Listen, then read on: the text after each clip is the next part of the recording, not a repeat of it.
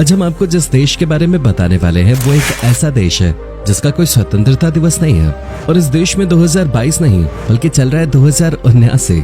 लेकिन कैसे? और दुनिया के कई अद्भुत वर्ल्ड रिकॉर्ड दर्ज हैं इस देश के नाम। क्या आप अंदाजा लगा पाए हम किस देश की बात कर रहे हैं? इस देश में गाय को राष्ट्रीय पशु घोषित किया गया है, जिसे मारना गैर कानूनी है। यहाँ चारों ओर आपको बर्फ से ढके खूबसूरत पहाड़ देखने को मिलेंगे। दोस्तों, हम बात कर रहे हैं हिमालय की गोद में बसे एक बेहद ही सुंदर देश नेपाल के, जो अपनी प्राकृतिक सुंदरता और हिमालय के लिए पूरे विश्व में प्रसिद्ध है। एक ऐसा देश जिसकी सीमाओं की सुरक्षा खुद हिमालय पर्वत कर रहे हैं। दुनिया के सबसे पुराने देशों में एक इस देश की संस्कृति और परंपरा सबसे अलग है। यहाँ लोग हाथ नहीं मिलाते बल्कि हाथ जोड़कर नमस्ते बोलते हैं और एक दूसरे का अभिवादन करते हैं। आज की इस वीडियो में हम नेपाल के बारे में काफी सारी बातें आपको बताएंगे जिनके बारे में आपने पहले कभी नहीं सुना होगा। नेपाल का इतिहास 2000 सालों से भी अधिक पुराना है। नेपाल एक लैंडलॉक्ड कंट्री है जो अपनी सीमाएं भारत और चीन के साथ शेयर करते हैं। दो शक्तिशाली देशों के बीच स्थित होने के बावजूद नेपाल एक ऐसा देश है जो आज तक किसी अन्य देश का गुलाम नहीं हुआ। यूं तो नेपाल पर न जाने कितने राजाओं ने शासन किया है, लेकिन हिमालय की चोटियों से घिरे होने के कारण कभी कोई विदेशी ताकत नेपाल को अपना गुलाम नहीं बना पाई और इसीलिए नेपाल का कोई भी स्वतंत्रता दिवस नहीं होता है। नेपाल का क्षेत्रफल 1,47,516 वर्ग किलोमीटर है और क्षेत्रफल के लिहाज से ये विश्व में 93वें नंबर पे आता है। वहीं नेपाल की जनसंख्या की बात करें तो वर्तमान में इसकी कुल आबादी 3 करोड़ के आसपास है और आबादी के मामले में ये दुनिया का 49वां सबसे बड़ा देश है। नेपाल की गिनती दुनिया के गरीब देशों में की जाती है। देश की कुल जीडीपी केवल $30 बिलियन के आसपास है और नेपाल की आधी से अधिक आबादी दिन का $1 से भी कम कमा पाती है। इसलिए बड़ी संख्या में नेपाली लोग भारत आकर नौकरी और व्यवसाय करते हैं। नेपाल देश का नाम एक महान संत नेमी के नाम पर रखा गया है। दुनिया के सभी देशों के झंडे रेक्टेंगुलर शेप के होते हैं, लेकिन नेपाल एक ऐसा देश है जिसका झंडा 2 त्रिकोण से मिलकर बना है। ये 2 त्रिकोण माउंट एवरेस्ट को बयां करते हैं और इस पर लगे चांद और तारे यहाँ पर रहने वाले विभिन्न धर्मों की एकता का परिचय देते हैं। आपको जानकर हैरानी होगी कि दुनिया की 10 सबसे बड़ी चोटियों में से 8 चोटियां नेपाल में ही स्थित हैं। ये देश समुद्र से काफी अधिक ऊंचाई पर स्थित है और इसीलिए इसे दुनिया की छत भी कहा जाता है। साथ ही नेपाल को कंट्री ऑफ ग्लोरी के नाम से भी जाना जाता है, क्योंकि यहाँ की प्राकृतिक सुंदरता को जो एक बार देख ले उसका दिल हमेशा के लिए यहीं बस जाता है। दोस्तों, दुनिया में एकमात्र हिंदू राष्ट्र नेपाल को ही कहा जाता है। वैसे तो भारत या अन्य देशों में नेपाल से कहीं अधिक संख्या में हिंदू रहते हैं, लेकिन भारत एक धर्मनिरपेक्ष देश है और इसलिए हमारे देश को कभी हिंदू राष्ट्र के तौर पर मान्यता नहीं दी गई। लेकिन नेपाल एक हिंदू राष्ट्र हुआ करता था, लेकिन साल 2007 में नेपाल के संविधान में संशोधन कर इसे हिंदू राष्ट्र से बदलकर धर्मनिरपेक्ष देश घोषित कर दिया गया। यहाँ की 81% आबादी हिंदू धर्म को मानती है, तो वहीं 9% आबादी बौद्ध धर्म को मानती है। नेपाल में 4% आबादी मुस्लिम समुदाय के लोगों की है और साथ ही कई अन्य धर्मों के लोग भी नेपाल में रहते हैं। नेपाल अपने मंदिरों के लिए भी प्रसिद्ध है। ये हिंदू और बौद्ध धर्म की आस्था का प्रमुख केंद्र माना जाता है। यहाँ के मंदिर सैकड़ों वर्ष प्राचीन हैं, जिनकी बनावट देखकर श्रद्धालुओं का हृदय गदगद हो जाता है। इसे साउथ एशिया का सबसे पुराना देश कहा जाता है। महात्मा बुद्ध की जन्मस्थली लुम्बिनी भी नेपाल में ही स्थित है।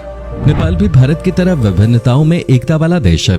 इस छोटे से देश में 123 भाषाएं बोली जाती हैं। बहुत कम लोग ये बात जानते हैं कि नेपाल का पूरा नाम federal democratic Republic of Nepal है। पर्यटन नेपाल की अर्थव्यवस्था का प्रमुख हिस्सा है। यहाँ आपको घूमने के लिए ढेर सारी जगह मिल जाएगी।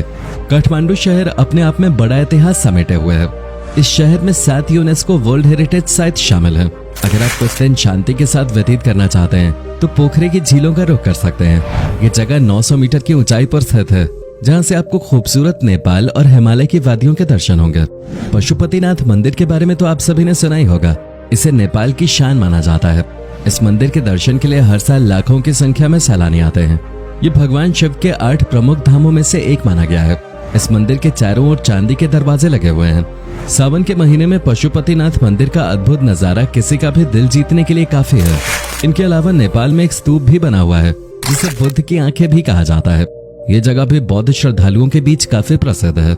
नेपाल का राष्ट्रीय खेल लंबे समय तक गिल्ली डंडा हुआ करता था। गिल्ली डंडा किसी देश का राष्ट्रीय खेल भी हो सकता है, ये बात सुनकर आपको हैरानी जरूर हुई होगी। लेकिन जून 2017 में वॉलीबॉल को नेपाल का राष्ट्रीय खेल घोषित कर दिया गया। दोस्तों, हाथी पोलो खेल की शुरुआत नेपाल से ही हुए थे। इसके अलावा कबड्डी, क्रिकेट और फुटबॉल जैसे खेल भी नेपाल में खेले जाते हैं।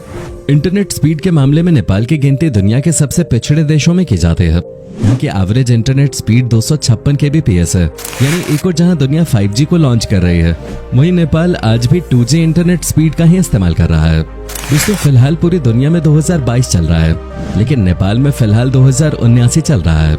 ऐसा इसलिए क्योंकि दुनिया के सभी देशों में ईसा पूर्व कैलेंडर फॉलो किया जाता है, लेकिन नेपाल में विक्रम संवत कैलेंडर इस्तेमाल होता है। इसी वजह से नेपाल में नए वर्ष का जश्न 1 जनवरी को नहीं बल्कि अप्रैल के मध्य में मनाया जाता है। नेपाल का टाइम जोन भी अलग है। यहाँ माउंट एवरेस्ट के आधार पर टाइम चलता है और दुनिया के मानक टाइम जोन से नेपाल का टाइम 45 मिनट पीछे है। नेपाल में आज भी लव मैरिज का चलन बहुत ज्यादा नहीं है और 90% से अधिक शादियां माता पिता की मर्जी से अरेंज ही होते हैं। कई गांवों में आज भी शादी से पहले महिला और पुरुष की मुलाकात नहीं कराई जाती। इस बात से साफ जाहिर है कि नेपाल के लोग अपनी संस्कृति और परंपरा को लेकर कितने पक्के हैं।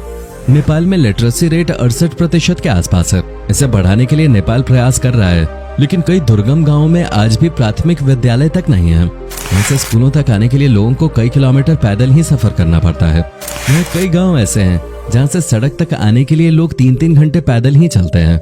दोस्तों, दुनिया के अधिकांश देशों में रविवार के दिन छुट्टी होती है, लेकिन नेपाल इस मामले में भी अलग है। यहाँ साप्ताहिक अवकाश रविवार को नहीं बल्कि शनिवार को होता है और शुक्रवार को सभी दफ्तरों में हाफ डे होता है। नेपाल दुनिया में पानी संरक्षित करने के मामले में दूसरे स्थान पर आता है, लेकिन पानी का सही इस्तेमाल नेपाल के लोगों को नहीं आता। अगर नेपाल चाहे तो हाइड्रो पावर प्लांट के जरिए इतनी बिजली पैदा कर सकता है जिससे वो अपने देश में लोगों को 24 घंटे बिजली तो दे ही पाएगा, साथ ही अतिरिक्त बिजली को अन्य देशों में बेचकर अर्थव्यवस्था को मजबूत भी बना सकता है।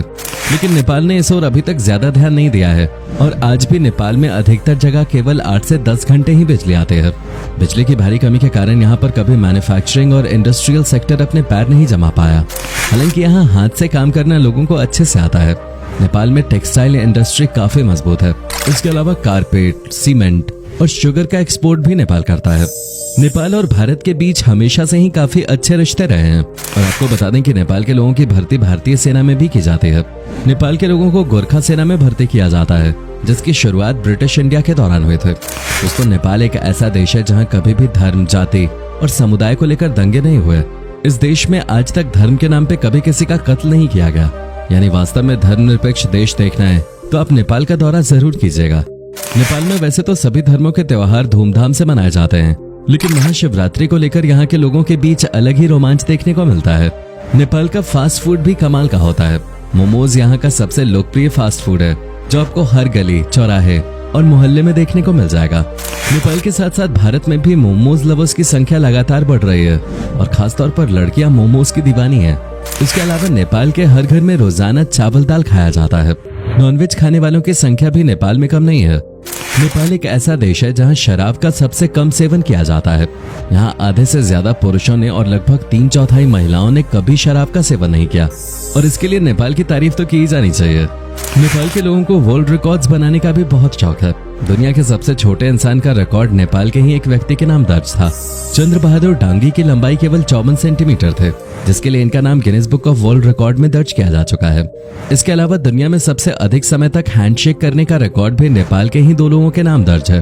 2 पुरुषों ने 42 घंटे से अधिक समय तक बिना रुके यहाँ हैंडशेक किया था।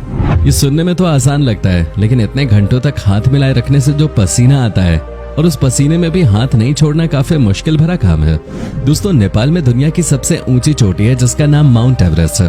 साथ ही दुनिया की सबसे ऊंची लेक भी नेपाल में ही है, जो 4800 मीटर की ऊंचाई पर स्थित है। इस लेक का नाम कजन सारा लेक है। आपको बता दें कि नेपाल की राजधानी काठमांडू शहर की जगह पहले एक झील हुआ करते थे, लेकिन ये बात आज से कई हजार वर्ष पहले की है। अब यहाँ एक समृद्ध शहर बस गया है। वाइल्ड लाइफ के लिहाज से भी नेपाल एक काफी अच्छा देश है। यहाँ आपको 900 से अधिक प्रजातियों के पक्षी देखने को मिल जाएंगे। सैकड़ों तरह की तितलियां भी नेपाल में पाई जाते हैं। जंगली जानवरों में यहाँ आपको हिम तेंदुआ, बर्फानी चीता, रेड पांडा, बंगाल टाइगर और एक सींग वाला गैंडा जैसे कई जानवर देखने को मिल जाएंगे, जिसकी वजह से इसे एशिया का अमेज़न भी कहा जाता है। कुछ लोग यहाँ पर येती को देखने का भी दावा कर चुके हैं। येती एक प्रकार का हिम मानव होता है जो कि अक्सर कहानियों में ही सुनाई देता है, लेकिन येती के होने के पुख्ते सबूत आज तक नहीं मिल पाए हैं। वैसे तो दुनिया के सभी देशों के नक्शे बिल्कुल अलग होते हैं, लेकिन नेपाल और पुर्तगाल का नक्शा हूबहू एक जैसा लगता है। नेपाल की जगह अगर पुर्तगाल का नक्शा आपको दिखा दिया जाए तो उसमें आपको ज्यादा फर्क नहीं महसूस होगा। नेपाल में एक समय पर चरस और तंबाकू का इस्तेमाल और तस्करी बड़े पैमाने पर की जाते थे, लेकिन अब इनका इस्तेमाल और बेचना दोनों गैरकानूनी है। नेपाल की करेंसी का नाम नेपाली रुपीज है। ये भारतीय रुपए के आगे काफी कमजोर नजर आते हैं। एक भारतीय रुपया नेपाल के 1.60 रुपीज के बराबर है। यानी अगर आप नेपाल घूमने जाते हैं तो ये आपको काफी सस्ता पड़ेगा। नेपाल और भारत के बीच अच्छी दोस्ती के कारण ही यहाँ जाने के लिए भारतीयों को पासपोर्ट या वीजा की आवश्यकता नहीं होती।